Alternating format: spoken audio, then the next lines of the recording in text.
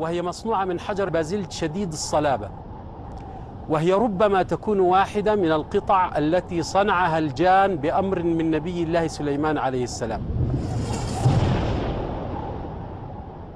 هو نبي الله موسى عليه الصلاة والسلام.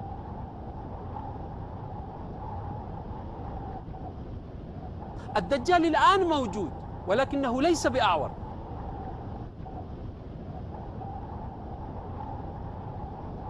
تكشف سرا لا يعلمه إلا الأنبياء فقط.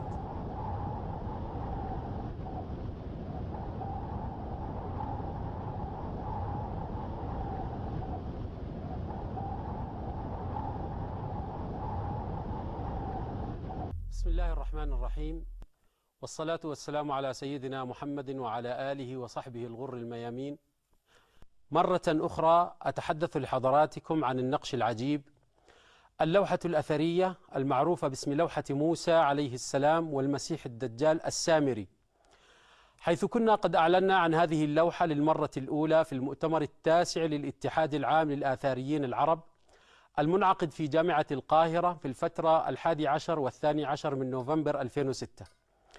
هذه اللوحة يرجع عمرها إلى ما يقرب من 3000 سنة، وهي مصنوعة من حجر البازلت شديد الصلابة، ويعتقد بأنه عثر عليها في جنوب سوريا أو خرائب اليهود في المدينة المنورة، وهي ربما تكون واحدة من القطع التي صنعها الجان بأمر من نبي الله سليمان عليه السلام، حيث أن الوقائع التي تعبر عنها اللوحة من خلال الصورة لا يدركها إلا نبي يوحى إليه.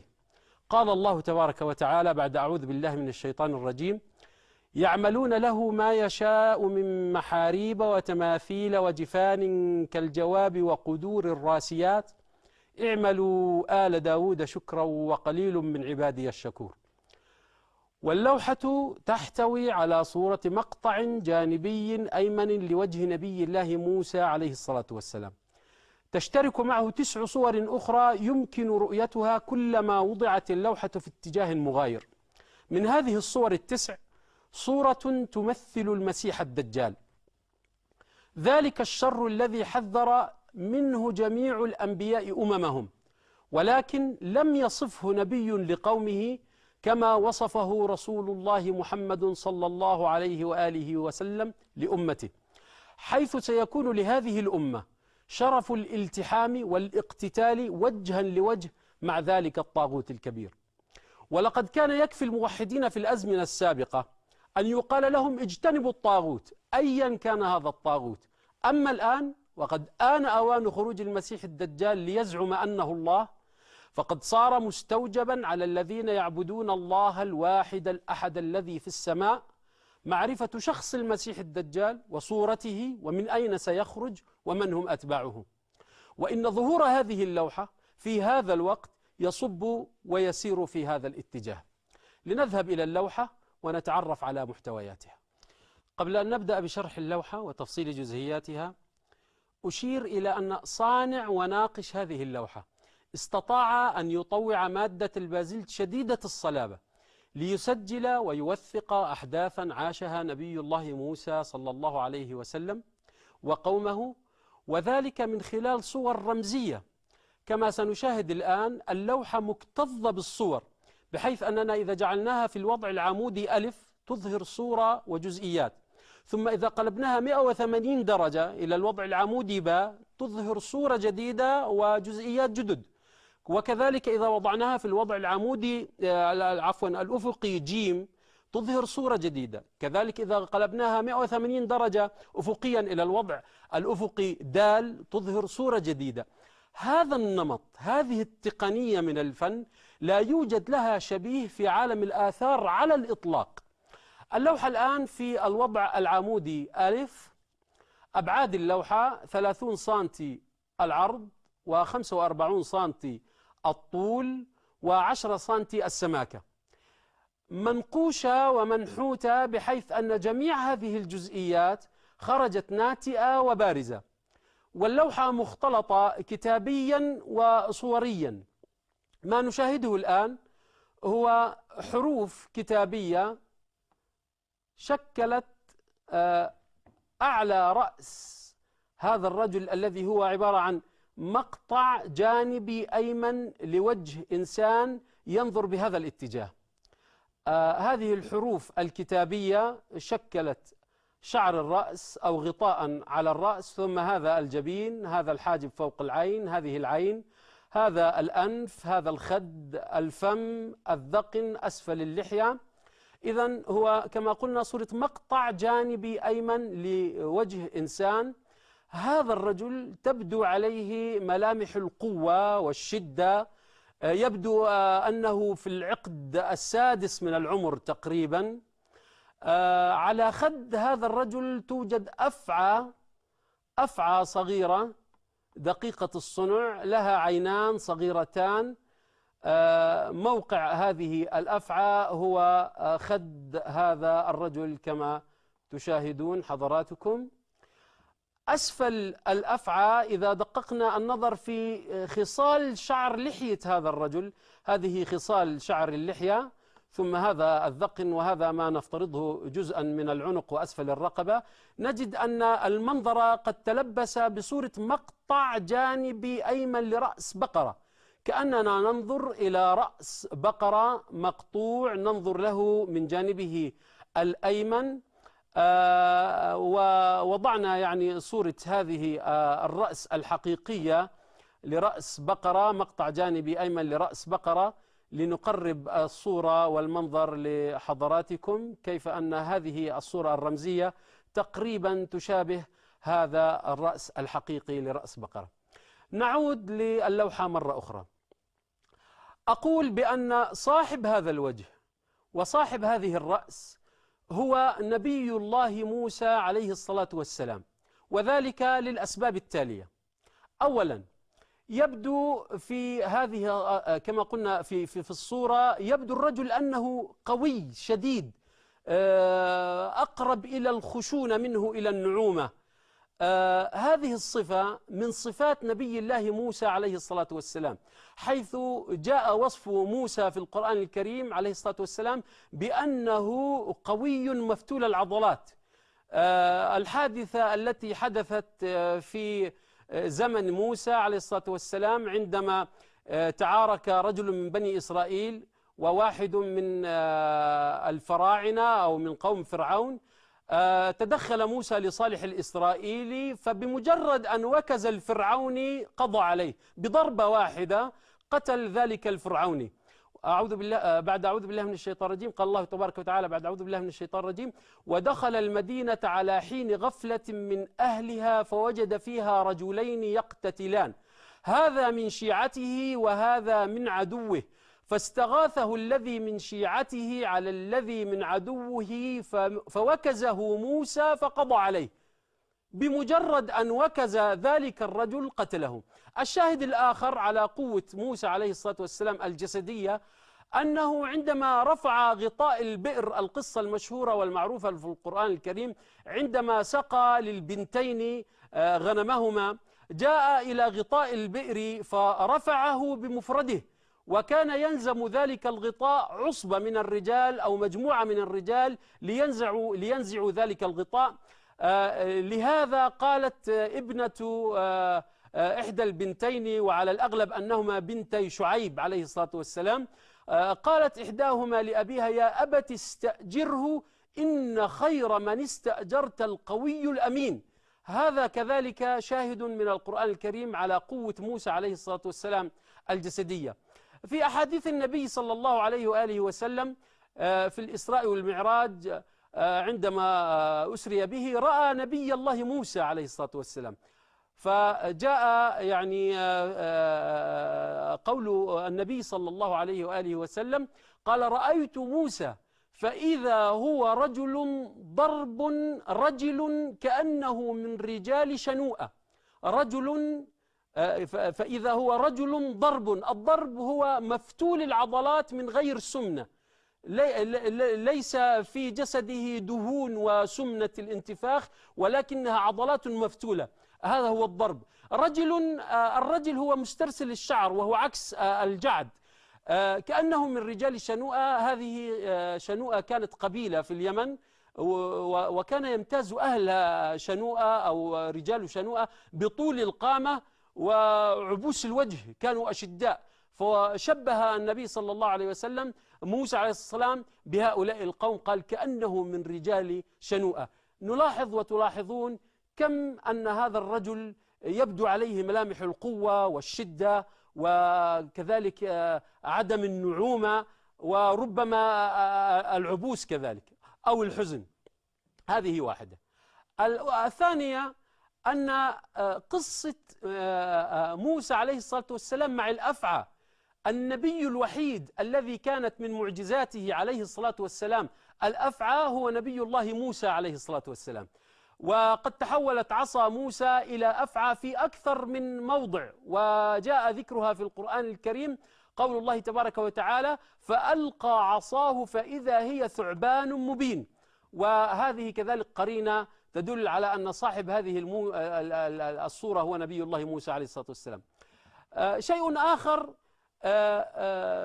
البقرة المذبوحة، قصة البقرة المذبوحة جاءت في القرآن الكريم كذلك، وأطول سورة في القرآن الكريم هي سورة البقرة. والقصة جاءت في القرآن الكريم على أن الله عز وجل أمر موسى عليه الصلاة والسلام أن يأمر بني إسرائيل بأن يذبحوا بقرة ليتم بهذه العملية كشف جريمة قتل حدثت في زمن موسى عليه الصلاة والسلام. وبالفعل هذا ما حدث. وإذ قال موسى لقومه: يا قوم إن الله يأمركم أن تذبحوا بقرة. فهذا الرأس الذي صنعه الناقش صانع هذه اللوحة، صنع هذا الرأس في هذه اللوحة وأظهر العظمتين، هاتان هما العظمتين اللتين تكونان في الحلقوم عند قطع رؤوس الأنعام. عندما نقطع رأس أي شيء من الأنعام تكونان هاتان العظمتان بارزتان، وقد أظهرهما الناقش ليدلل على أن هذا رأس بقرة مقطوع. قرينة أخرى على أن صاحب هذه اللوحة هو نبي الله موسى عليه الصلاة والسلام: الحروف الكتابية. هذه الحروف الكتابية استطاع أستاذ اللغات القديمة الأستاذ البروفيسور الدكتور يحيى عبابنة، أستاذ اللغويات القديمة واللهجات القديمة، أن يخرج 8 قراءات لهذه الحروف. وهذه الحروف هي حروف ثمودية. أقوى هذه ال8 قراءات التي تدل على أن صاحب، أو تكون قرينة على أن صاحب هذه الصورة هو نبي الله موسى عليه الصلاة والسلام. قراءة تقول بأن صاحب هذه الصورة عالم حاذق في لسانه ثقل. العالم الحاذق الذي في لسانه ثقل. واللفظ بالثمودية هو طبن لهع. طبن لهع أي العالم الحاذق الذي في لسانه ثقل. هذه قرينة كذلك تدل على أن صاحب هذه الصورة هو نبي الله موسى عليه الصلاة والسلام، حيث كان عليه الصلاة والسلام في لسانه لثغة. وقال الله عز وجل على لسان موسى عليه الصلاة والسلام: قال رب اشرح لي صدري ويسر لي أمري واحلل عقدة من لساني يفقه قولي. وفي موضع آخر: وأخي هارون هو أفصح مني لسانا فأرسله معي رد أن يصدقني. وفي موضع آخر كذلك قول فرعون عليه لعنة الله: قال أم أنا خير من هذا الذي هو مهين ولا يكاد يبين، أي لا يستطيع أن يفسر أو يبين كلامه. هذه القرائن تدل بقوة على أن صاحب هذه الصورة هو نبي الله موسى عليه الصلاة والسلام. القصة لم تنتهي بعد، هناك قرائن أخرى تدل على أن صاحب هذه الصورة هو نبي الله موسى صلى الله عليه وسلم. سنذهب الآن إلى اللوحة في الوضع باء، يعني سنقوم بقلب اللوحة 180 درجة، ثم نتعرف على بقية قصة هذه اللوحة العجيبة. لنذهب إلى اللوحة في الوضع باء. نحن الآن أمام اللوحة في الوضع باء مقلوبة 180 درجة عنها في وضعها ألف. أشير كذلك إلى أن اللوحة في هذا الوضع باء تكشف سرا لا يعلمه إلا الأنبياء فقط. سر لا يعلمه إلا الأنبياء فقط، بمعنى أن الأمم السابقة أتباع الأنبياء من الأمم السابقة لا يعلمون هذا السر. السر يتمثل في أن الصورة واللوحة في وضعها باء تظهر صورة المسيح الدجال أعورا بنفس النعوت التي وصفه بها نبينا محمد صلى الله عليه وآله وسلم. هذا الأمر أن الدجال أعور لا يعلمه أتباع الأنبياء السابقين من الأمم السابقة، لا يعلمون هذا السر، فقط الأنبياء يعلمون ذلك، حيث قال صلى الله عليه وآله وسلم: ولكني سأقول لكم فيه قولا لم يقله نبي لقومه. ليس لم يعلمه نبي، لم يقل لأنه يعلم، لم يقله، هو يعلم ولكن لم يقل، لم يخبروا أممهم، لم يقله نبي لقومه إنه أعور وإن ربكم ليس بأعور.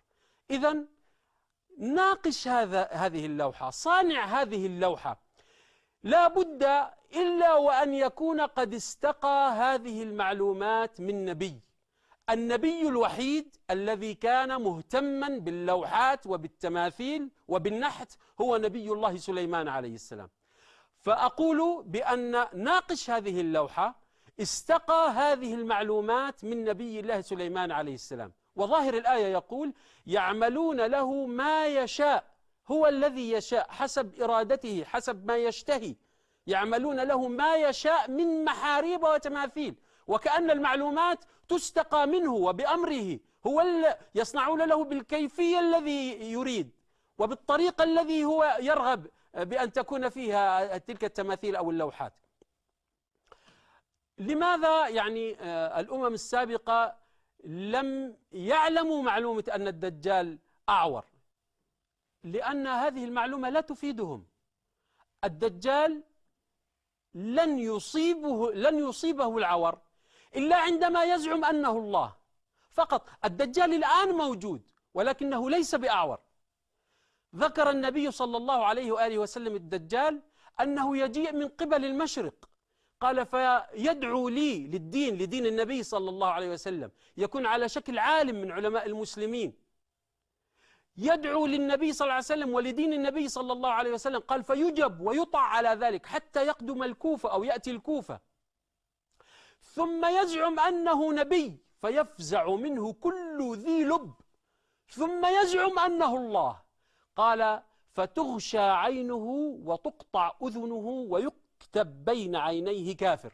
إذن الدجال لن يصيبه العور إلا عندما يزعم أنه الله.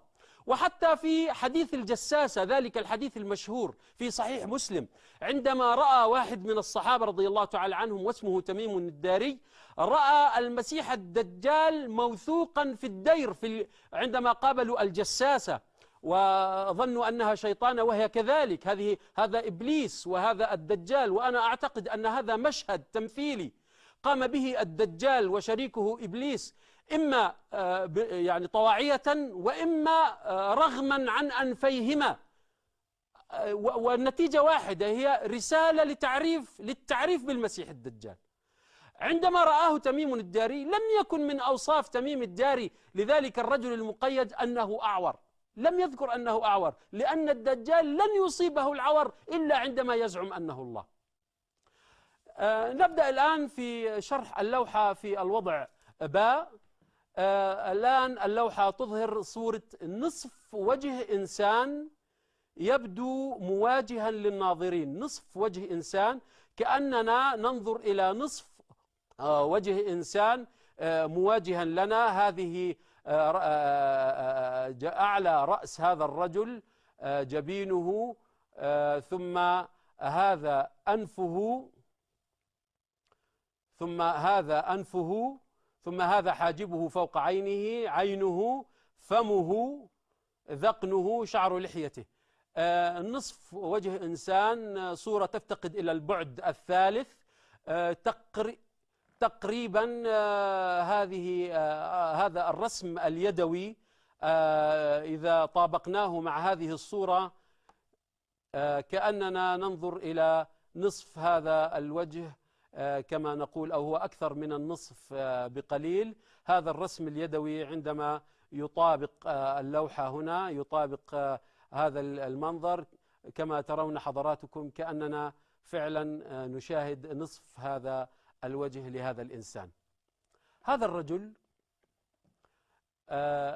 فيه أوصاف صنعها الصانع لا يمكن أن تكون مصادفة، لا يمكن أن تكون هكذا جاءت قدرا، وإنما هي محسوبة بدقة، أوصاف تطابق أوصاف المسيح الدجال التي وصفه ونعته بها سيدنا محمد صلى الله عليه وآله وسلم.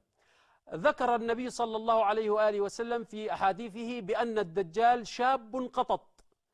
نلاحظ يعني تقريبا أن هذا الرجل، أن هذا الوجه لرجل يبدو في العقد الرابع من العمر، شاب كأنه شاب في العقد الرابع من العمر. ثم جاء من أوصاف النبي صلى الله عليه وآله وسلم عن الدجال، قال أعور عينه اليسرى، هذه العين هنا التي لم يصنعها الصانع، لأننا نقول نصف وجه إنسان، بعينه اليمنى ظفرة غليظة. نلاحظ هنا هذه الظفرة الغليظة التي هي عبارة عن قطعة من الجلد أو اللحم تغشى عين هذا الرجل. أعور عينه اليسرى بعينه اليمنى ظفرة غليظة. ثم من أوصاف الدجال كذلك مكتوب بين عينيه كافر. أقول بأن هذا الحاجب لهذه العين، ثم هذا الحاجب لهذه العين التي لم يصنعها الصانع هنا. هذا النتوء الذي هو على الجبين جاء زيادة هنا، أسقطته على قول النبي صلى الله عليه وآله وسلم مكتوب بين عينيه كافر، ولا ندري كيف ستكون تلك العلامة في جبين المسيح الدجال عندما يخرج. هذا النتوء جاء زيادة في جبين هذا الرجل. ثم من أوصاف الدجال كذلك قول النبي صلى الله عليه وآله وسلم في وصف شعر الدجال، قال شعر رأسه كأنه أغصان شجرة. نلاحظ هنا هذه الشعيرات التي تندفع بقوة إلى الأعلى كأنها أغصان شجرة. ثم من أوصاف الدجال كذلك أنه عريض النحر. نلاحظ هنا بأن هذه الرقبة خرجت وصنعها الصانع بهذا الكم الكبير من الضخامة. هذه الأوصاف يعززها شيء آخر. عندما كانت اللوحة في الوضع ألف، كانت هذه الحروف الكتابية تقرأ على أعلى رأس موسى عليه الصلاة والسلام على أنه عالم حاذق في لسانه ثقل.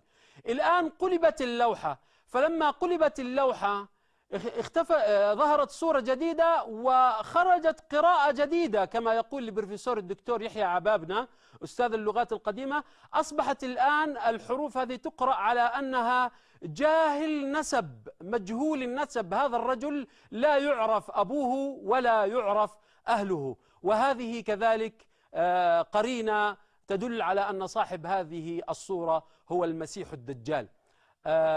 هذه المعلومات كما قلنا لا تعلمها الأمم السابقة، فقط الأنبياء يعلمون هذا.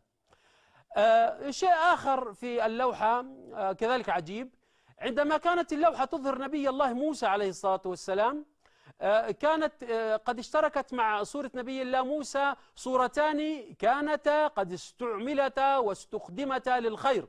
الأفعى كانت سبب لنصر موسى عليه الصلاة والسلام على السحرة وفرعون، ورأس البقرة استعمل كذلك لكشف جريمة القتل كما جاء في القرآن الكريم.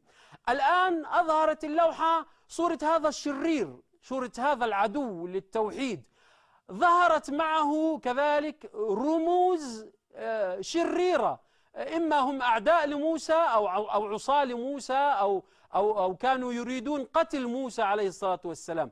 فنبدأ بالعقرب. العقرب ذكر رسول الله صلى الله عليه وآله وسلم العقرب ولعنها، وقال بأن العقرب تقتل في الحل والحرم، حتى لو الإنسان كان محرما يقتل العقرب، أو هي من الخمسة التي تقتل في الحل والحرم. هذا الرمز الشرير نجده أن الصانع جعله يتربض على مقدم ناصية هذا الرجل الذي هو شرير، أو يعني سيد الأشرار من أولاد آدم. ثم رأس قرد أعور عينه اليسرى، رأس قرد أعور عينه اليسرى، هذه العين الصحيحة وهذه العين العوراء، وهذا الأنف المنحرف بشدة إلى جهة اليسار، مما يعني زاد الصورة بشاعة. وهذا الشفة العليا من الفم والشفة الفك الأسفل. هذا القرد يرمز كذلك إلى الذين عصوا أوامر الله سبحانه وتعالى في زمن موسى عليه الصلاة والسلام، واصطادوا يوم السبت، خالفوا أوامر الله وقاموا بالاصطياد من البحر في يوم السبت. فالله سبحانه وتعالى نتيجة لهذه المعصية مسخهم على شكل قردة وخنازير. هذا وجه خنزير أعور عينه اليسرى كذلك. هذه الرأس رأس قرد حقيقية، وضعناها لنقرب الصورة كذلك لحضراتكم. أسفل القرد يوجد وجه خنزير أعور عينه اليسرى، هذه العين الصحيحة، ثم هذه العين العوراء، ثم هذه مجموعة الأنف والفم في هذه الصورة الرمزية التي ترمز إلى وجه خنزير. جعل الناقش والصانع لهذه اللوحة صفة العور ملازمة للأشرار لأنها ترمز إلى هذا الأعور، هذا الطاغوت. قال الله تبارك وتعالى: قل أنبئكم بشر من ذلك مثوبة عند الله من لعنه الله وغضب عليه وجعل منهم القردة والخنازير وعبد الطاغوت. من هو هذا الطاغوت؟ هناك صورة كذلك لرمز كان عدوا لموسى، ألا وهو صورة مقطع جانبي أيمن لرأس تمثال فرعوني، هذه الذقن الفرعونية، ثم هذه مجموعة كذلك الأنف والفم، وهذه العين، هذا الجبين، هاتان هما النسر والأفعى اللتان تكونان على رؤوس التماثيل الفرعونية، وهذه الخطوط يرمز لها على أنها خطوط النمس أو غطاء النمس التي تكون على رؤوس التماثيل الفرعونية. وقد وضعنا كذلك هنا صورة مقطع جانبي أيمن لرأس تمثال فرعوني حقيقي لنقرب الصورة كذلك لحضراتكم. هذا مقطع جانبي أيمن لرأس تمثال فرعوني حقيقي، هذه الصورة الرمزية كأنها تطابق هذا المنظر. العجيب والغريب في هذه اللوحة في الوضع باء أنها مليئة أو مكتظة بالصور التي تخبر عن أحداث عاشها نبي الله موسى عليه الصلاة والسلام وقومه. ولكن الأعجب من هذا أن المعلومات التي يفترض أن تبثها هذه الوضعية التي وهي باء معلومات خطيرة جدا، من أخطر المعلومات، خطيرة جدا جدا. السؤال الآن الذي يبدو منطقيا، لماذا موسى عليه الصلاة والسلام والمسيح الدجال في لوحة واحدة؟ ما السر بين ارتباط موسى عليه الصلاة والسلام والمسيح الدجال؟ ما هي العلاقة بينهما؟ لماذا موسى والمسيح الدجال في هذه اللوحة؟ هناك كما قلنا سر عجيب جدا، لأن المسيح الدجال هو ذاك الرجل الذي واجهه نبي الله موسى عليه الصلاة والسلام في سيناء عندما صنع تلك الفتنة العظيمة في بني إسرائيل، ألا وهو السامري. السامري هو المسيح الدجال، ولكن ليس ذلك هو خروجه الذي يزعم فيه أنه الله. هل على هذا أدلة؟ هل على هذا القول دليل؟ نعم، سننظر نحن وإياكم الآن في هذه الأدلة وسنرى إن كانت قريبة للحقيقة أم لا. سننطلق في شرح وتفصيل هذه المعلومة من حقيقة نقف أمامها، حقيقة في القرآن الكريم، حقيقة كبرى، حقيقة دامغة. من خلال هذه الحقيقة سننطلق. هذه الحقيقة تقول بأن إبليس عليه لعنة الله ليس هو المنظر الوحيد على هذه الأرض. ليس إبليس هو الشخصية الوحيدة التي ستعمر على هذه الأرض آلاف السنين. هناك شخصيات أخر غير إبليس تعمر على هذه الأرض أطوالا وأعمارا مديدة. قال الله تبارك وتعالى: قال رب فأنظرني إلى يوم يبعثون. قال فإنك من المنظرين، من للتبعيض، أنت بعض من المنظرين، لست أنت المنظر الوحيد. قال رب فأنظرني إلى يوم يبعثون. قال فإنك من المنظرين إلى يوم الوقت المعلوم. إذن هناك شخصيات أخرى غير إبليس منظرة تعيش على الأرض آلاف السنين، منهم المسيح الدجال، وسنثبت هذا بعد قليل إن شاء الله. لنذهب الآن إلى قصة موسى عليه الصلاة والسلام وقصة عبادة العجل وصناعة العجل من قبل السامري. كما هو معلوم لدى الجميع، ذهب نبي الله موسى صلى الله عليه وسلم إلى طور سيناء لمناجاة الله 30 ليلة، ثم زادها الله عز وجل 10 فأصبحت 40 ليلة. في نهاية هذه 40 ليلة من المناجاة أو 40 يوم، أنزل الله عز وجل على نبيه موسى عليه الصلاة والسلام ألواحا من السماء، ألواح مكتوب فيها شرائع لبني إسرائيل. هذه الألواح جاء في بعض الآثار الإسلامية أن الله تبارك وتعالى كتبها بيده، الله كتب هذه الألواح بيده سبحانه وتعالى، ونزلت هذه الألواح مكتوبة من السماء. قال الله تبارك وتعالى: وكتبنا له في الألواح من كل شيء موعظة وتفصيلا لكل شيء. استلم نبي الله موسى عليه الصلاة والسلام هذه الألواح، ولكن الشيء المحزن أن هناك معلومة. الله عز وجل أخبر موسى عليه الصلاة والسلام بأن قومه قد وقعوا في فتنة عظيمة. قال الله سبحانه وتعالى: قال وما أعجلك عن قومك يا موسى؟ قال هم أولئك على أثري وعجلت إليك ربي لترضى. قال فإنا قد فتنا قومك من بعدك وأضلهم السامري. أي الله عز وجل حدد لنبيه موسى عليه الصلاة والسلام أن هناك فتنة، وعين له من هو المسبب ومن هو الذي فعل تلك الفتنة، بمعنى أنه لا داعي عندما يرجع موسى عليه الصلاة والسلام إلى قومه أن يسألهم من الذي صنع الفتنة. الله سبحانه وتعالى وهو أصدق القائلين هو الذي حدد وأخبر نبيه موسى بالفاعل. موسى عليه الصلاة والسلام رجع إلى قومه غضبان أسفا. رجع عليه الصلاة والسلام فوجد القوم يسجدون ويطوفون ويرقصون ويعبدون عجل، جريمة من أعلى أنواع الجرم. ليست جريمة الزنا، ليست جريمة السرقة، ليست جريمة التثاقل عن العبادات، ليست جريمة الارتداد عن الدين، الارتداد عن الله سبحانه وتعالى. هذا المنظر، هذا الفعل الذي فعله بنو إسرائيل أودى بموسى عليه الصلاة والسلام إلى كم هائل من الغضب. لنرى كم هذا الغضب. ألقى الألواح، هذه الألواح المقدسة التي نزلت من السماء، والتي قلنا بأن الله عز وجل في بعض الآثار أن الله كتبها بيده، ألقى بها صلى الله عليه وسلم في الأرض.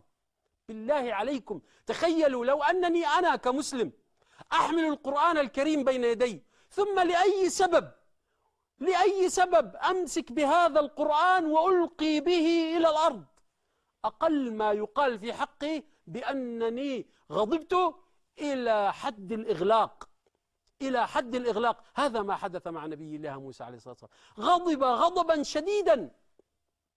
ثم لننظر إلى تسلسل الأحداث. ذهب إلى الرجل البريء، ذهب إلى هارون عليه الصلاة والسلام. الله عين لموسى عليه الصلاة والسلام بأن السامري الفاعل، هو الآن ذهب للبريء، أخذ برأس البريء هارون وبلحيته وجعل يجره. وكما قلنا بأن موسى عليه الصلاة والسلام كان مفتول العضلات، قويا شديدا شديد البأس، سريع الغضب كان عليه الصلاة والسلام، ولكنه كان كذلك سريع الرضا. أخذ برأس أخيه هارون، خشي على نفسه جعل يسترحم ويستعطف موسى من جهة أمه، مع العلم أنه أخوه لأبيه وأمه، ولكن الأم أقرب إلى الحنان. قال: يا ابن أم لا تأخذ بلحيتي ولا برأسي، إني خشيت أن تقول فرقت بين بني إسرائيل ولم ترقب قولي. لنتسلسل مرة أخرى لنبقى مع الأحداث. إذن ألقى الألواح المقدسة، كم هائل من الغضب، أخذ برأس البريء يجره وكاد أن يفتك به، كذلك بسبب الغضب. قبل أن نذهب للمواجهة بين موسى عليه الصلاة والسلام وللسامري، أريد بس أن ألفت عناية حضراتكم لشيء. الذين وقعوا في فتنة عبادة العجل، ليس الصانع، المساكين الذين وقعوا في الفتنة، الذين غرر بهم، الذين ضلوا، الذين عبدوا، وقعوا في الفتنة، ماذا كان نصيبهم من الجزاء؟ ماذا كان نصيبهم؟ كان نصيب الذين وقعوا في الفتنة أنهم إذا أرادوا أن يتوبوا عليهم أن يقتلوا أنفسهم، الموت، ليس الجلد، ليس النفي، ليس السجن، ليس الحبس، ليس الموت لمن أراد أن يتوب. وإذ قال موسى لقومه: يا قوم إنكم ظلمتم أنفسكم باتخاذكم العجل فتوبوا إلى بارئكم فاقتلوا أنفسكم ذلكم خير لكم عند بارئكم فتاب عليكم. هذه القصة للعلم موجودة في القرآن الكريم، وموجودة كذلك في التوراة في سفر الخروج، تقريبا مشابهة إلى حد كبير للقصة الموجودة في القرآن الكريم، إلا أن أيد خفية وصلت إلى النص في التوراة، في النص التوراتي، وحذفت اسم السامري وجعلت صانع العجل هو هارون. هل يستقيم؟ هل يعقل أن نبيا صالحا عليه الصلاة والسلام مثل هارون يأمر قومه بعبادة عجل؟ هذا مستحيل. لكن هناك أيدي خفية لعبت في النصوص وبدلت الصالح مكان الطالح. الآن موسى عليه الصلاة والسلام أمر قومه، وهذا النص كما أقول موجود في التوراة في سفر الخروج وموجود في القرآن الكريم، أمر أن يصطفوا صفين، هذا بأمر من الله عز وجل.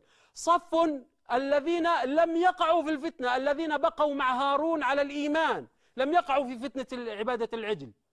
ثم صف آخر وهم الأكثر ربما الذين وقعوا في فتنة عبادة العجل. ثم أنزل الله عز وجل عليهم ظلمة، فجعل الذين لم يقعوا في فتنة عبادة العجل يقوموا بقتل الذين وقعوا في تلك الفتنة، فلا يدري الرجل أيقتل أباه أو أخاه، وهكذا استمر القتل واستمر الصراخ والدعاء والتوسل إلى الله عز وجل من قبل موسى وقومه، من قبل موسى عليه الصلاة والسلام وقومه، إلى أن رفع الله عز وجل تلك الظلم عنهم وتلك الغمامة عنهم. النتيجة في مصادر اليهود في سفر الخروج في التوراة تقول وجد بأن عدد القتلى 3000. في المصادر الإسلامية عدد القتلى 70,000. إذن حتى لو أخذنا بالعدد الأقل 3000، إذن 3000 رجل قتلوا لأنهم أرادوا أن يتوبوا عن تلك الفتنة، وكان هذا جزاؤهم لأنهم وقعوا في تلك الفتنة. الآن سنذهب نحن وأنتم لنشاهد المشهد التالي. ماذا فعل موسى عليه الصلاة والسلام بصانع الفتنة، برأس الفتنة؟ ماذا فعل به؟ يعني بكل بساطة نتوقع أن يذهب إلى أي آلة حادة ثم يأخذها ويقتل هذا الرجل مباشرة، لأنه هو الصانع. الذين وقعوا في الفتنة قتلوا، فما بالنا بالصانع؟ البريء جره من شعر لحيته ورأسه، الألواح المقدسة ألقاها، فماذا سيصنع بالصانع؟ نجد أن الأمر مختلف تماما. انقلب موسى عليه الصلاة والسلام 180 درجة. كل ذلك العنف، كل ذلك الغضب انقلب إلى لين وهدوء أمام هذا الصانع لتلك الفتنة العظيمة. قال: ما خطبك يا سامري؟ عجيب، تلقي الألواح عليك الصلاة والسلام وتأخذ برأس البريء، والذين وقعوا في الفتنة يقتلوا، ثم تأتي إلى الصانع، صانع الفتنة، تقول له: ما خطبك؟ بهذا اللين. قال: قال موسى عليه السلام لبنتي شعيب عندما جاءهما يعني على أساس أنهما بنتين والتخاطب معهما يكون باللين، قال ما خطبكما؟ قالتا لا نسقي حتى يصدر الرعاء وأبونا شيخ كبير. ما خطبكما؟ ويقول لهذا المجرم يقول له ما خطبك؟ قال ما خطبك يا سامري. الشيء العجيب الآخر أن هذا الرجل السامري رأى غضب موسى، ورأى تكسير الألواح، ورأى أن موسى يفتك بهارون عليهم الصلاة والسلام، لكن هذه المشاهد لم تجعل هذا الرجل، لم تجعل عينه ترف ولا قلبه، لا خوف ولا وجل. قال بصرت بما لم يبصروا به، فقبضت قبضة من أثر الرسول فنبذتها وكذلك سولت لي نفسي. بكل هذا البرود لا يخشى موسى ولا يخاف موسى. هذا فيه شيء عجيب. إذن لماذا هذا اللين مع موسى؟ هذا له جواب واحد. لماذا هذا اللين من موسى مع السامري، من موسى عليه الصلاة والسلام مع السامري؟ له جواب واحد فقط، هو أن الله سبحانه وتعالى أخبر موسى عليه الصلاة والسلام بأن هذا الرجل لن تسلط عليه، ليس لك قدرة على هذا الرجل، لن تستطيع أن تؤذي هذا الرجل. هذا الرجل عنده قدرات خارقة، عنده أشياء فوق المعطى للبشر. فمثلا هو قال بصرت بما لم يبصروا به. بماذا بصر؟ ماذا أبصر؟ رأى جبريل عليه الصلاة والسلام عندما نزل ليفلق البحر وينجي الله عز وجل بني إسرائيل، رأى جبريل. من في أولاد آدم يستطيع أن يرى الملائكة؟ من؟ فقط الأنبياء. فقط الأنبياء يرون الملائكة. أما الناس فممكن يرون الملائكة ربما كما حدث في زمن النبي صلى الله عليه وسلم، عندما جاء شاب في صورة شاب وجلس أمام النبي وطلب من النبي عليه الصلاة والسلام أن يتعلم منه الإيمان والإحسان والإسلام، وسأله عن الساعة، ثم بعد أن ذهب قال هذا جبريل أتاكم يعلمكم دينكم، جاء في صورة شاب. أما أن يرى الرسول ويعلم بأن هذا رسول، هو لم يرى آدمي. لو رأى آدمي كيف له أن يعلم أن هذا رسول؟ هو رأى ملك. فقط الأنبياء يرون الملائكة، وواحد من أولاد آدم غير الأنبياء يستطيع أن يرى الملائكة. من هو؟ المسيح الدجال. المسيح الدجال عندما يأتي المدينة المنورة عند خروجه، عندما يأتي المدينة المنورة على ساكنها أفضل الصلاة والسلام، يجد الملائكة، يرى الملائكة على أنقابها تحرسها بالسيوف. إذن هذه واحدة، رأى ما لا يراه الناس. ثم ماذا قال موسى عليه الصلاة والسلام للسامري بعد أن قدم هذا العذر الذي هو أقبح من ذنب؟ قال بصرت بما لم يبصروا به فقبضت قبضة من أثر الرسول فنبذتها وكذلك سولت لي نفسي. يعني بالعامية هيك طلع معاي. ماذا قال له موسى عليه الصلاة والسلام؟ قال فاذهب، اذهب. هل هذا يستقيم في ميزان العدل؟ هل يعقل أن الذين وقعوا في الفتنة يقتلوا وصانع الفتنة يقال له اذهب؟ قال فاذهب فإن لك في الحياة أن تقول لا مساس. المفسرون رحمهم الله قالوا بأن لا مساس أي أنه أصيب بمرض في جلده فأصبح يتأذى الماس والممسوس، فكان يقول للناس لا مساس، لا أحد يمسني. انظروا إلى ظاهر الآية، ماذا يقول الله عز وجل؟ قال فاذهب فإن لك، ليس عليك، ليس ضدك، لك، هي منحة لك، ميزة لك. قال فاذهب فإن لك أن تقول في الحياة لا مساس. ليست عقوبة، بل هذه منحة، بل هذا يعني ليمده الله عز وجل بالطغيان. إذا قال الله عز وجل لآدم إن لك ألا تجوع فيها ولا تعرى، وهذا يقال له فاذهب فإن لك، ليس عليك، فإن لك في الحياة أن تقول لا مساس. لا مساس، لا أحد يستطيع أن يماسك أو يقترب منك أو يطلع على أمرك أو على خفاياك أو أن يخالطك إلا إذا أنت أردت له ذلك. فإن لك في الحياة أن تقول لا مساس. منذ ذلك اليوم أصبح لهذا الرجل أتباع وماسون له، مقربون منه على درجات وعلى مر العصور. هو يقرب من يريد، هو يؤوي إليه من يريد. وبهذا الاسم، باسم المساس، بهذا الاسم سماهم الماسون. الماسون، الحركة الماسونية التي عمرها أكثر من 3000 سنة. هذا هو زعيمها، هذا هو قائدها الذي يعيش على هذه الأرض شابا منذ آلاف السنين. ولكن ظهور هذا الحجر الأثري، ظهور هذه اللوحة التي فيها موسى عليه الصلاة والسلام، ليس إيذانا بفضح هذه الحركة، لا، هو إيذانا بزوالها. لقد اقترب يوم الحساب، اقترب يوم القصاص عن تلك الجرائم التي أحدثها هذا الرجل وفرقته منذ آلاف السنين. لقد أفسدوا في الأرض فسادا عظيما، لقد قتلوا كما كبيرا من الأنبياء، قتلوا زكريا عليه الصلاة والسلام، قتلوا يحيى عليه الصلاة والسلام، حاولوا قتل عيسى عليه الصلاة والسلام، ولولا إرادة الله ولطف الله عز وجل لكان لهم ما يريدون وما يشتهون. ولهم بصمات في عالمنا الإسلامي. هذه المنظمة نلاحظ أن لها بصمات تشير إليها في عالمنا الإسلامي في القرن الأول. قتل من أصل 4 خلفاء راشدين قتل 3، 4 من الخلفاء الراشدين 3 قتلوا منهم شهداء رضي الله تعالى عنهم. قتلت هذه الحركة عبر أدواتها، عبر رجالها، قتلت آل بيت رسول الله صلى الله عليه وآله وسلم. واستمر هذا المسلسل إلى هذا الزمان إفسادا وإضلالا وفسادا في الأرض، إلى أن يأتي ذلك اليوم الموعود. قال: فاذهب فإن لك في الحياة أن تقول لا مساس وإن لك موعدا. اذهب، ولكن ليس بالمطلق، لك موعد، وإن لك موعدا لن تخلفه. قال علماء التفسير رحمهم الله أن هذا الموعد هو يوم القيامة، أن الله عز وجل على لسان موسى قال: اذهب وموعدك يوم القيامة. عجيب، الذي وقع في الفتنة نقتله، وصانع الفتنة نقول له اذهب بموعدك يوم القيامة. إذن لماذا السجون، ولماذا نقطع يد السارق ونجلد الزاني؟ إذن الجميع، جميع المذنبين موعدهم يوم القيامة. هذا غير صحيح، موعده الآن في الدنيا. إن الذين اتخذوا العجل سينالهم غضب من ربهم وذلة في الحياة الدنيا وكذلك نجزي المفترين.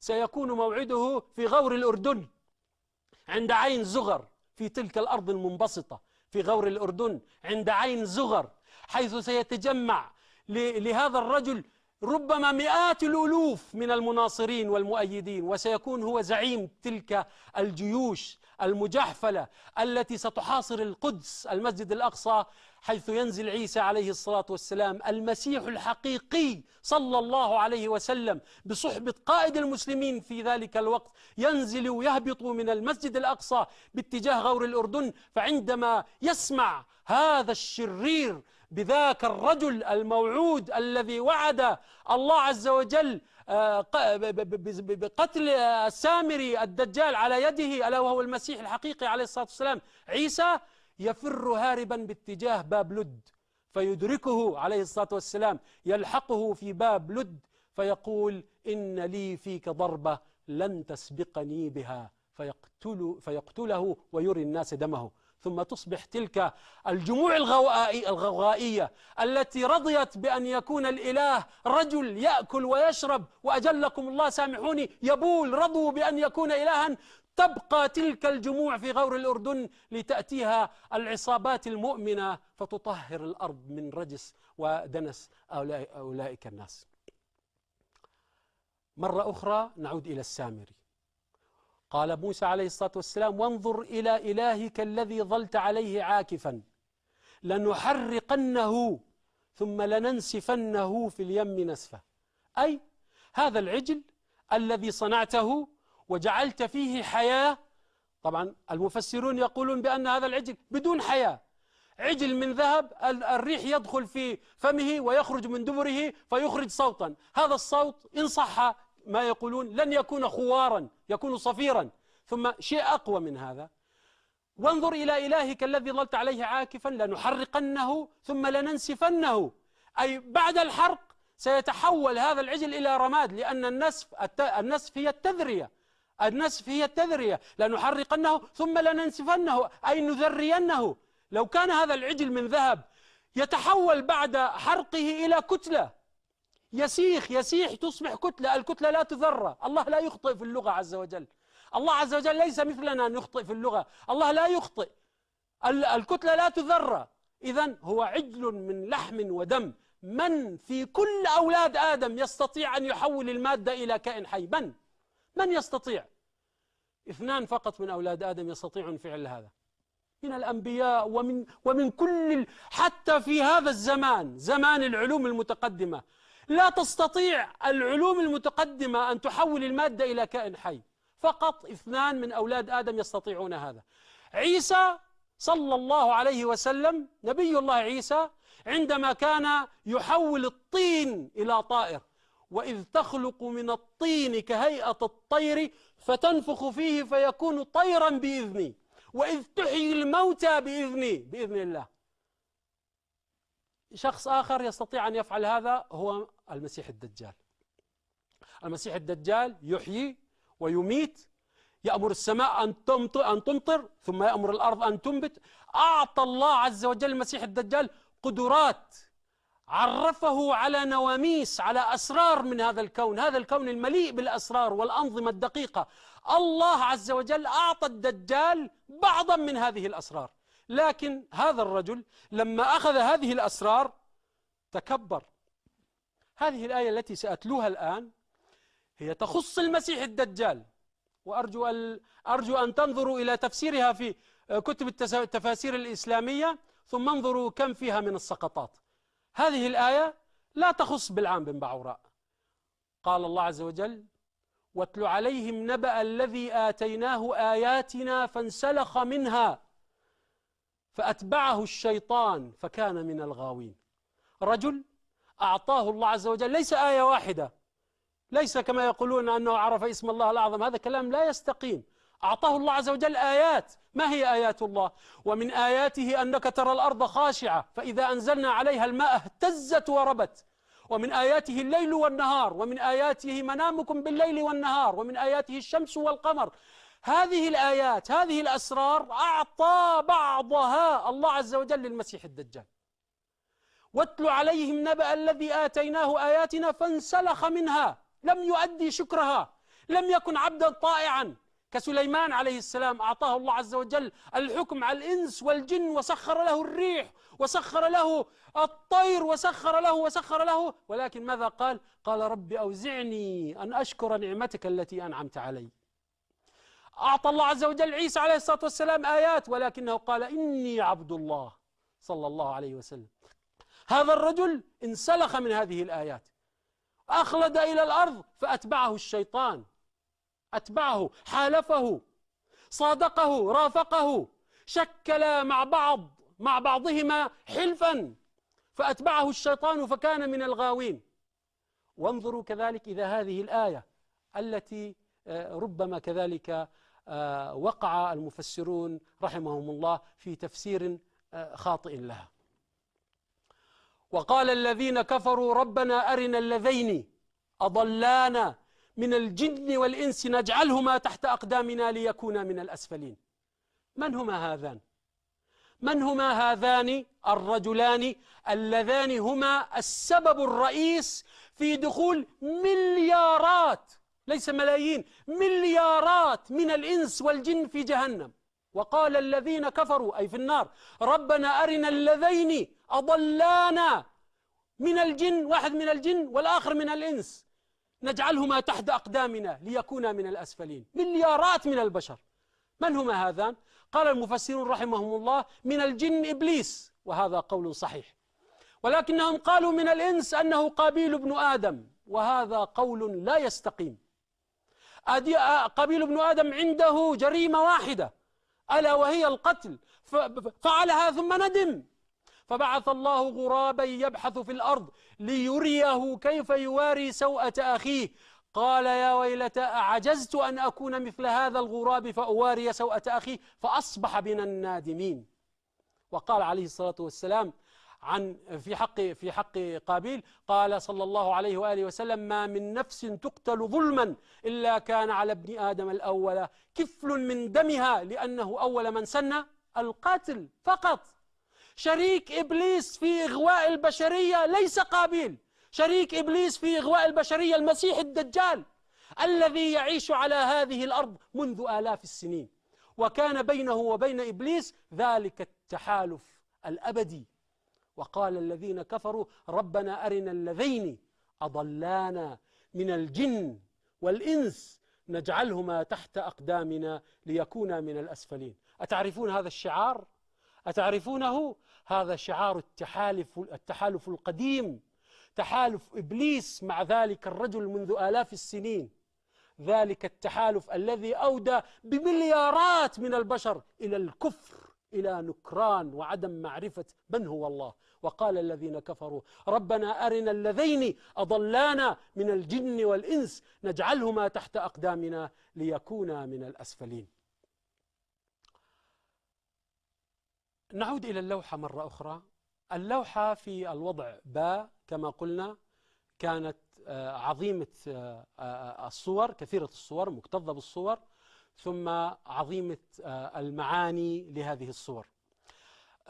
سنعود الآن إلى اللوحة في الوضع جيم. اللوحة الآن في الوضع جيم. ما نشاهده وتظهره اللوحة هو كرسي، هذه مقعدة الكرسي، وهذا مسند الظهر، وهذه عكفة الرجل. يجلس على هذا الكرسي رأس له وجه قبيح وله قرن، رأس له وجه قبيح وله قرن. نحن لم نرى الشيطان، ولكن الشواهد هنا تشير إلى أن هذه الرأس رأس شيطان. وصف الله عز وجل طعام أهل النار الذي هو ثمر شجر الزقوم، قال عز وجل طلعها كأنه رؤوس الشياطين، أي أنه قبيح، بالضرورة أن يكون هذا الثمر قبيح لأنه في النار وطعام أهل النار. فهذا القبح في هذا الوجه الذي نراه هنا، هذه عين وهذه عين، وهذه مجموعة الأنف والفم، هذه الرأس، وهذه ربما أذن، وهذا القرن. يطابق هذا القرن وصف رأس الشيطان عندما قال صلى الله عليه وآله وسلم ألا إن الفتنة ها هنا من حيث يطلع قرن الشيطان. فنفهم أن للشيطان قرن. إذن هذه الرأس رأس شيطان على كرسي. ربما أن الناقش لهذه اللوحة أراد أن يوثق شيئا نجده في القرآن الكريم، ألا وهو قول الله عز وجل ولقد فتنا سليمان وألقينا على كرسيه جسدا ثم أناب. تفسير هذه الآية ولقد فتنا سليمان وألقينا على كرسيه جسدا ثم أناب جاء تفسيرها عبر الإسرائيليات. الروايات الإسرائيلية ليس بالضرورة أن نأخذها كما هي بغثها وسمينها. ربما هذه القصة من الإسرائيليات فيها شيء من الحقيقة وفيها شيء ينافي ويجانب الحقيقة. أقول بأن هذه الصورة وهذا المشهد هو لهذه الآية ولقد فتنا سليمان وألقينا على كرسيه جسدا ثم أناب. اكتملت الآن الصورة. هذا الحجر لا قدسية له. أسجل الآن وأقول هذا الحجر لا قدسية له ولا تعظيم، وعدم الإيمان به لا يخرج من الملة، ولكنه مع ذلك بشيرا ونذيرا. هذا الحجر بشير ونذير. بشير إذا كان ما حدث لبني إسرائيل، الأحداث التي مرت بها بنو إسرائيل ستحدث لأمة محمد صلى الله عليه وآله وسلم، فإن ظهور هذه القطعة الأثرية يشابه تلك الحادثة التي ظهرت فيها قطع أثرية كانت تخص نبي الله موسى عليه الصلاة والسلام. قال وإن آية ملكه أن يأتيكم التابوت فيه سكينة من ربكم وبقية مما ترك آل موسى، قطع أثرية، وآل هارون تحمله الملائكة. أقول قياسا ربما يكون صحيحا وربما غير ذلك، أن ظهور هذه القطعة الأثرية التي تخص نبي الله موسى، بل فيها نبي الله موسى عليه الصلاة والسلام، هي إيذانا بظهور ذلك الرجل الذي تنتظره أمة محمد صلى الله عليه وآله وسلم منذ مئات السنين. الشيء الآخر أن هذه القطعة نذير. ظهور نبي الله موسى عليه الصلاة والسلام في لوحة أثرية له دلالة عجيبة جدا، دلالة عجيبة. لقد بعث الله عز وجل موسى عليه الصلاة والسلام في الزمن الغابر ليقسم به ظهور الجبابرة. قسم بموسى عليه الصلاة والسلام ظهر فرعون ذلك الجبار العنيد.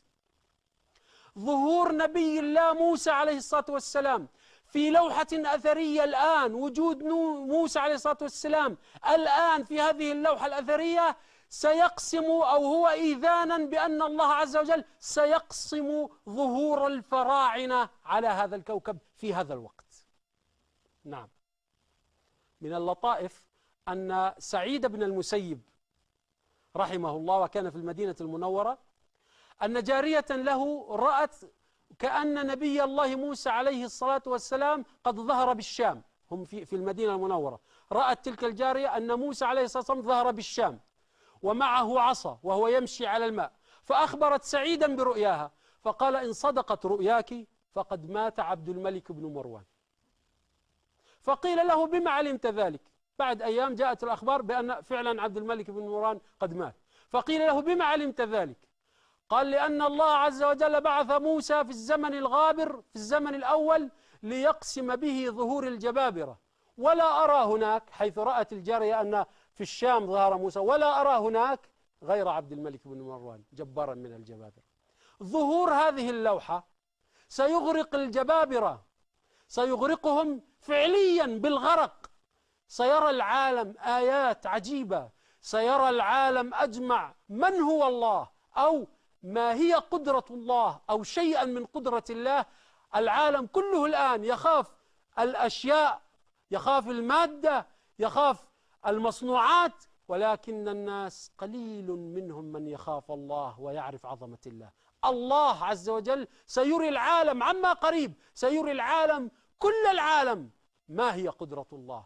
سيغرق جزء كبير من تلك التمرد، من ذلك التمرد الذي يتمرد به من عندهم شيء من القوة، يتمردون به على الله سبحانه وتعالى. الشيء المهم في هذه اللوحة كذلك ليس نبي الله موسى عليه الصلاة والسلام. نبي الله موسى عليه الصلاة والسلام غني عن التعريف. الشيء المهم في هذه اللوحة هو المسيح الدجال. لماذا؟ لأن الأنبياء جميعا عليهم الصلاة والسلام جاءوا بالتوحيد. جميع الأنبياء جاءوا برسالة من عند الله عز وجل تقول بأن الله سبحانه وتعالى واحد أحد فرد صمد، لا ولد له ولا ند له ولا شريك له. جميع الأنبياء جاءوا بهذا، أن الله واحد. نحن يعجبنا هذا القول. قال الله عز وجل في القرآن الكريم بعد أعوذ بالله من الشيطان الرجيم: فاعلم أنه لا إله إلا الله. اعلم، الله يخبر بأن الإله هو إله واحد. فاعلم أنه لا إله إلا الله. نحن نصدق هذا القول يعجبني أنا كمسلم، أنا أصدق بهذا، أنا أشهد على هذا، أشهد بأن هذا القول صحيح، أشهد أن لا إله إلا الله وأشهد أن محمد رسول الله. أنا أصدق بهذا القول. حيث الله عز وجل يقول لا إله إلا الله، فهذا تحدي ليس للبشر، ليس للعبيد الذين يعبدون. كلمة لا كلمة نفور، تحدي. كلمة نعم أجمل من كلمة لا. فلماذا الله عز وجل بدأ بلا لا إله إلا الله؟ النفي. هذا التحدي، هذا التحدي ليس للذين يعبدون، ولكن هذا تحدي لمن يزعم أنه الله.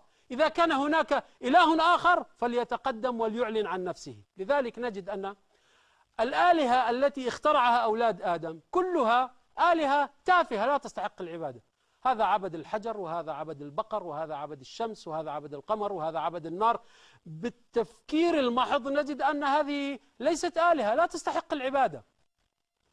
الطامة الكبرى أن المسيح الدجال سيحدث أمر لم يحدث على الكوكب منذ خلق الله آدم. سيتقدم بنفسه إلى الناس على أنه الله وإله يتكلم، إله يفعل الأفاعيل، ليس مثل حجر أو مثل بقر أو مثل، بل إله يتكلم ينطق. قال عليه الصلاة والسلام عن الدجال: معه من كل لسان. المسيح الدجال يتقن جميع اللغات وجميع اللهجات على هذا الكوكب، حتى لو كانت هناك لغة أو لهجة في أقاصي غابات الأمازون الدجال يتقنها. معه من كل لسان. هذا الرجل معه من كل لسان يتكلم. هذه الميزة لم تكن في كل الآلهة السابقة. الله عز وجل يعني أنكر عليهم يوم أن عبدوا العجل أنه لا يرجع إليهم قولا، العجل ما بيتكلم. وحتى إبراهيم عليه الصلاة والسلام عندما حطم الأصنام وجاء قومه يسألونه: من الذي فعل بهذا؟ قال: بل فعله كبيرهم هذا فاسألوهم إن كانوا ينطقون. تحدي، لا ينطقون. الآن إلى شخص يزعم أنه الله ويتكلم وبكل اللغات، ومعه آيات: يأمر السماء أن تمطر، يأمر الأرض أن تنبت، عبر تقنيات الله هدى لها عز وجل. أبلغ ما قاله صلى الله عليه وسلم في حق المسيح الدجال، من أبلغ ما أمرنا به رسولنا محمد صلى الله عليه وسلم في حق المسيح الدجال، أنه من لقيه منكم أولا بداية مأمورين أن نبتعد عن الدجال. من سمع منكم بالدجال فلينأ عنه، لا تذهب لمقابلته أو لمواجهته. ولكن إن حدث وقابلته وواجهته ماذا تفعل؟ قال: فمن لقيه منكم فليتفل في وجهه، أبصق في وجهه. عجيب. لماذا؟ لأن هذا المنظر، هذا المشهد، عندما يشاهد الناس هذا المسلم يبصق في وجه هذا الذي يزعم أنه الله، سيقع في قلوب الجميع أن هذا ليس الله. الله ليس متواضعا، التواضع للملوك، التواضع للأغنياء، التواضع للعلماء، التواضع لأولاد آدم عامة. الله ليس متواضعا، الله متكبرا. الله الله الله أكبر، أعظم. لا نستطيع حتى أن نشاهد الله الآن في الدنيا. الله متكبر. الله لا يأكل ويشرب وأجلكم الله يبول ويمشي في الأسواق، هذا ليس الله. اتفل في وجهه، فمن لقيه منكم فليتفل في وجهه، لأن هذا هو أبلغ الرد، أبلغ من الحوار، أبلغ من الجدال، أن تبصق في وجه هذا لتعلم أنت ويعلم المشاهد كذلك أن هذا ليس الله. الله أعظم، الله أكبر، الله فوق كل المخلوقات، فوق كل العباد. هذه اللوحة، ظهور هذه اللوحة مرة أخرى، ربما قلت أنه ينذر ويبشر. يبرز سؤال عند كثير من الناس: هذا القول إن كنا نصدق به وإن كنا نؤمن بما تقوله أيها الباحث، هل هذا الموضوع قريب أم بعيد؟ متى سيحدث؟ متى ستحدث هذه الأحداث؟ الموضوع هذا مطروق منذ عهد النبي محمد صلى الله عليه وآله وسلم، ونحن الآن في القرن 21. هل هذا قريب حدوثه؟ أقول نعم، قريب، وسأقدم دليلا واحدا على أنه قريب، وهذا الدليل سيكون بالصورة، سأريكم بالصورة أن هذا الحدث أصبح قريبا. الدليل بالصورة هو أن النبي صلى الله عليه وآله وسلم ذكر بأن المسيح الدجال يأتي المدينة المنورة عند خروجه، عندما يخرج يأتي المدينة المنورة على ساكنه أفضل الصلاة والسلام، فيجد الملائكة على أنقابها تحرسها بالسيوف، فلا يستطيع دخول المدينة. أقرب نقطة من المدينة يذهب إلى جبل أحد فيصعد على جبل أحد، ثم يقول لأصحابه، هذا حديث صحيح عن النبي صلى الله عليه وآله وسلم، ثم يقول لأصحابه: أترون هذا القصر الأبيض؟ هذا مسجد أحمد. عندما ذكر رسول الله صلى الله عليه وآله وسلم هذا الحديث كان مسجده من الطين ومن سعف النخيل. قبل أكثر من 1400 سنة كان المسجد النبوي من الطين ومن سعف النخيل. لم يكتسي المسجد النبوي هذه الحلة البهية، أصبح كما نشاهد الآن كأنه قصر أبيض لم يكتسي هذه الحلة إلا من سنوات قليلة جدا. فمن الذي أخبر محمدا صلى الله عليه وآله وسلم بأن ذاك المسجد الذي هو من طين سيصبح بهذه الحلة البهية؟ هذا دليل على أنه لا ينطق عن الهوى صلى الله عليه وآله وسلم، إنما هو وحي يوحى. اكتساء المسجد النبوي لهذه الحلة البهية كأنه قصر أبيض، هذا دليل على قرب خروج ذلك الرجل. قبل 100 سنة لم يكن المسجد النبوي بهذه الحلة، وقبل 50 سنة لم يكن بهذه المسجد النبوي بهذه الحلة. في السنوات القليلة الماضية أصبح بهذه الحلة. إذن هذا دليل على قرب ظهور ذلك الرجل الذي سيقف على جبل أحد، ألا وهو المسيح الدجال، ويقول لأصحابه: أترون هذا القصر الأبيض؟ هذا مسجد أحمد، صلى الله عليه وعلى آله وسلم تسليما كثيرا.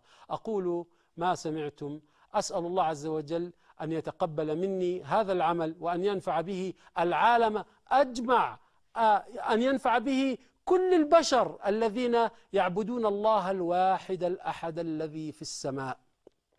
إن كنت أحسنت فمن الله، وإن كنت أسأت فمن نفسي والشيطان. والسلام عليكم ورحمة الله وبركاته.